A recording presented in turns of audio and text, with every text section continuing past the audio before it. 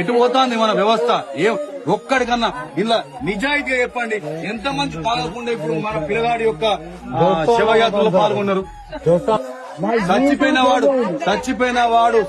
పిల్లగాళ్ళు మన దోస్తులైతే, చచ్చిపోయిన పిల్లగాళ్ళు మన అన్నదమ్ములైతే, నిజంగా మనకు రేషం పౌరుషం ఉంటే, వాళ్ళ మీద ప్రేమ అభిమానం మనకు ఉంటే, వీళ్ళ సావైనా మనల్ని మార్చాలి.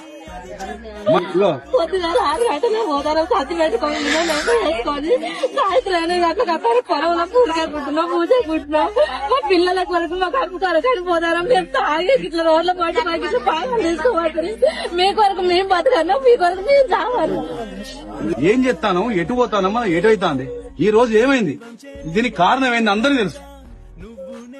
నిజంగా కనుక మీరు మన లోపల మానవత్వం ఉంటే, మన గుండెలు రాళ్లు కాకపోతే, మనం రాక్షసులు కాకపోతే, ఇప్పటికైనా అర్థం చేసుకొని జీవితంలో సావుకు మించిన పెద్ద